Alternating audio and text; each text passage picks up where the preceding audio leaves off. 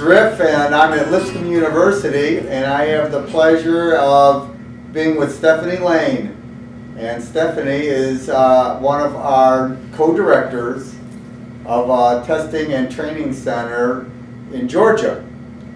And that's going to be up and running in May. And we are going to talk a little bit today about what got Stephanie involved in pickleball and a little bit about your background. So tell us a little bit about how long you've been playing pickleball and how you got introduced to pickleball. Well, it's actually a fun story to me, and it touches my heart a lot. My college tennis coach taught us about pickleball because we did not have any kind of indoor tennis facility to practice. Okay. And so she kept a badminton racket in her hand, or a pickleball paddle, or a racquetball racket, or an indoor tennis racket with a sponge ball, and that's what we had. That's how we trained when it was raining or in the winter time. And so we'd never heard of pickleball. We laughed at it just like other people do, and thought it was the funniest name we've ever heard of. Yeah. And so she taught it to us as what I thought was only a game for students to play in a gym. And of course we didn't know how to dink or didn't know anything about the kitchen. It was all about stand back and bang as hard as you can. Yep. But yeah, so she taught us about pickleball, and I learned the rules and knew it was similar to badminton scoring. Right. And she was a great badminton coach as well. But so yeah, I learned about it back in the college days, back in between 87 and 91 is when So I you've actually been exposed to it for a long time. A long time. Now, when did you actually start playing in tournaments? I think my first tournament was February of 2012 in Naples, Florida. Okay. And so I've only been playing it for not even 5 years yet. Yep. So that was my very first tournament back in 2012 when I learned that adults were playing this sport. Like I learned back in college called pickleball. So you got reintroduced to it, right? I mean, a number of years went by where you didn't play any pickleball, but then you got reintroduced to it and you realized you could play competitively. Yes. Do you play tennis anymore? I don't. After college, my college days of playing the NAIA level college tennis. Yeah. I started playing USTA and NALTA and different leagues, but we would win the local level, but we would get to the state level and just get wiped off the court by the teaching pros. Yes. And so I wanted to find something that I could compete, hopefully at the very top level. Yeah. And so far, pickleball has been it. Being able to compete. So. And you've had a lot of success in tournaments with pickleball too. You're a national champion. Thanks. Right? Yes. So share some of your accomplishments, just a few of them. Let's say the bigger levels. Right. Well, I was just so elated to be able to compete and medal in my very first nationals back in 2012. I won the 35 plus singles back in the day, and I was just so excited. And so yeah, and then I've been able to medal in every national since, and this past one was my very best ever. So I was very excited. It's just fantastic partners, and rising to the occasion, and hopefully playing my best on the day that I needed to. So. And you typically play mixed as well as with female doubles in age and in open. And which one do you prefer, one over the other? I do. For whatever reason, even in tennis, I always preferred mixed doubles. I don't know if it's just the guy and the girl. I was so close to my brother before he passed, but I just always got along really well with the guys, and just always played sports with the guys, and so just Were you a tomboy growing up? I was a tomboy. Yeah. I have a girly girl as a daughter with Lee Ellen, and but she's also a good athlete. But yeah, I never played with the dolls and the makeup and the shopping. I was always just give me some kind of ball. Always played kickball on the playground with the boys back in the elementary school days. But I do prefer mixed. I don't know if it's all like the ball coming off the paddle more, or if it's just the camaraderie with the male partner. I don't know, but I do prefer mixed. Okay. And you've played with a lot of different male partners too, right? I have. I first started playing with Scott Clayson in Brigham City, Utah, and we got paired up together kind of through a mutual friend, and so then he got injured and I had to seek out and try to find a new partner, and I just played with some different people since then, but he and I are reuniting for some tournaments this year, so I'm excited about that as well. Yeah. Now, you mentioned your tennis career, and as we were walking through the halls here, you're in the Hall of Fame here because of your tennis. So you actually have a strong tennis background.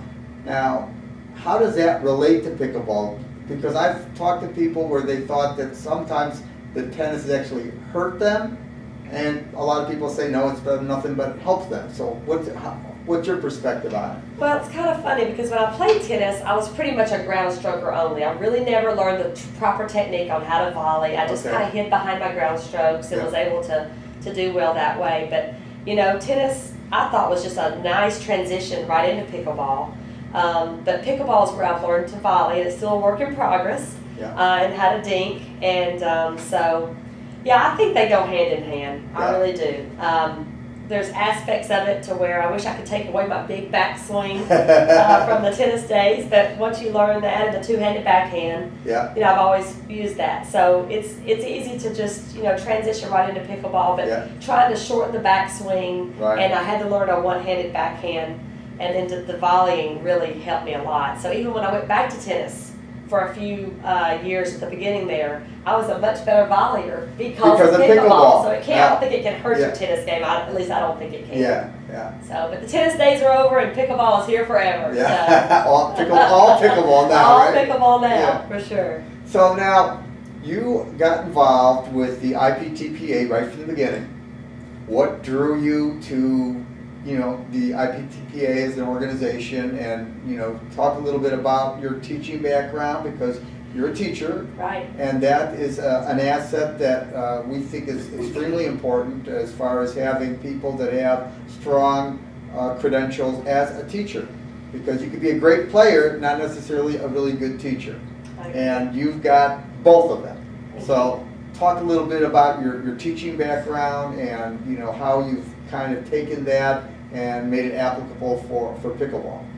Well, this same coach that was my college tennis coach here at Lipscomb, who taught us the sport of pickleball, was also the overseer of student teachers. And when she asked me what I was going to choose to do, and I didn't say teaching, she said, "Why not teaching?" And I said, "I just don't think I want to be a teacher."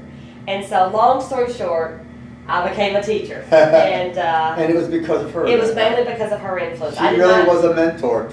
Huge! And I wish she were here today to be able to see me playing so much pickleball. She'd really get a kick out of it, I'm sure, to know that there's pickleball pickleball tournaments all over the country and in Canada. But when I tried it my first year, I knew that was what I needed to do, because it just was a natural fit, and I love children, and I love watching them grow and learn right in front of my very eyes and watch the progress. It's just so rewarding, and just to be a good influence on kids of tomorrow. A role model. Yeah, I enjoy that a lot. So, you know, when I learned about the IPTPA, I just thought that it was just a great fit because of my teaching background, and I already help people learn pickleball here and give clinics and lessons, and so it just is, I think it's just a great concept to get people to be certified. So when you are getting lessons or learning the sport, you're going to learn it from the inside out, and you're going to learn it from somebody who's been there and competed at the top level to know that they know what they're talking about. That's fantastic. Well, we're thrilled not only to have you as part of the organization, but you're also on the board, and we think that it's extremely important to have a variety of people from different backgrounds, whether it's the business community, the teaching community. I think that one thing that we all share is that we love pickleball, and we want to see pickleball grow, but we want to see it grow with some quality steps. And that's one of the things that was missing in the past, because we didn't really have any kind of certification process. So even intentions from people that were playing pickleball, they were doing things the wrong way, and so they were just passing on to others perhaps wrong information. Now we've developed a standard so that once you become certified, you go out in the field, and if you're looking to get any kind of instruction, the first thing you should ask is, are you a certified pickleball teaching professional? Because that is your assurance that this individual knows the specific rules about pickleball, understands the shot selections, the proper strokes, and the proper strategies that's specific to pickleball. And we're very excited about, you know, what we're doing. We're excited about the sport. We're excited about the growth of the sport, and we're thrilled that we've got such an outstanding citizen and and Stephanie involved in the sport and now a very integral part of our organization. Thank you, and I also want to put a little plug in that if this guy had not had the vision that he had to get this off and running, I don't think it would be, I know it wouldn't be where we are today. So great job, Riff, and a great vision, and giving your resources and time and energy, and it's a win-win for everybody. It's a win-win for everybody. Now, one of the things that is really touching to my heart is one of the beauties that I saw in pickleball is that it's a relatively easy sport to learn. And so you can get 5 and 6 year olds kind of up and learning the sport in no time, and you can have 75 and 80-year-old adults and seniors on the court. And one of the things that just thrills my heart is to see a grandparent and a son or daughter and a grandchild all on the court together, because we don't have enough opportunities today, because all the kids are doing their own thing, they're going their own way, to kind of unify the family unit. And you know, real quick, I'd like you to bring your daughter in, who's also a pickleball player and a national champion as well. Sit right over here next to Mom, and I always like to have another good-looking lady next to Rick. So I want to ask you a question, Joellen. You've been involved in pickleball simply because Mom's been involved, but then you started playing pickleball as well. Tell me a little bit about how you got involved. Did you ask Mom to play? Did Mom get you out on the court? Does she ask you to play still, or do you ask Mom to play? Tell me a little bit about how that all started. Well, first Mom got me involved. And how old were you? I think I was in 6th grade. Okay. And then I just started liking it more and more, and so now I eventually beg her to go to tournaments. And love it. She makes me practice, but I like the tournaments the best. And you've been very successful in the tournaments as well. So talk a little bit about this last nationals and the experience and you know how you did there. This was my 2nd nationals, and nationals is probably my favorite tournament because it's all my favorite pickleball players in one place. And so in mixed we got silver, and in women's I got gold. So.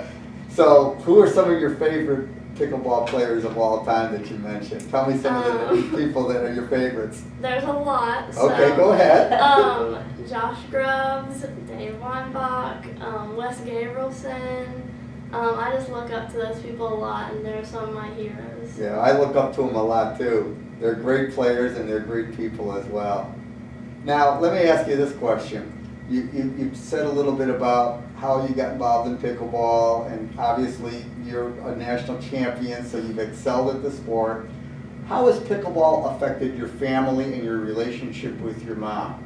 I think it's brought us a lot closer because now we're always on the pickleball court together, and it's like something that we have in common, and it just helps us bond. We like to travel. Yeah. And so even this year, speaking of family, my dad and my husband, Leon's dad, all 4 of us are going to go to Kelowna, British Columbia, and we're making a family trip, and we're going to play a tournament in between the sightseeing.